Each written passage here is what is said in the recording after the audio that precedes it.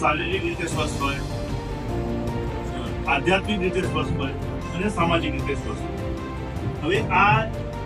4 તબક્કા છે, 4 ફેઝ છે જેની અંદર સ્વસ્થતા જરૂરી છે.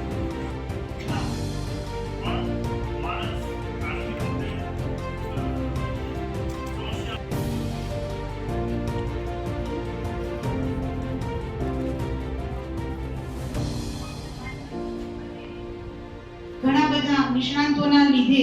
એચઆઈવી હવે એવી કોઈ મોટી જટિલ સમસ્યા છે નહીં. એચઆઈવી વિશે આપણે બધાને નોર્મલ થોડી ઘણી તો માહિતી નથી મળતી. બીજું કે આપણી ભારત સરકાર, ગુજરાત સરકાર એ પણ હર હંમેશ એવું કહેવાય ને કે માના જન્મથી, માના ગર્ભમાં રહેલું બાળક અને જન્મ લઈને બહાર આવે ત્યાં સુધી અને ત્યારથી તે 18 વર્ષનું થાય એ પછી પણ પોતે યુવા વર્ગમાં પરિણમે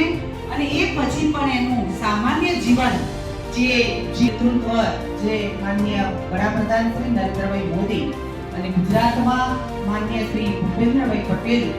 જે પદ્ધતિ કરી રહ્યા છે એ અંતર્ગત તમને ને અમને ક્યાંક કંઈક એવું વધારે લાગતું હશે કે ભાઈ એટલો બધો બોલ છે કામનો, પણ એના થકી આપણે આજે જે દેશની પરિસ્થિતિ 5-10 વર્ષ પહેલા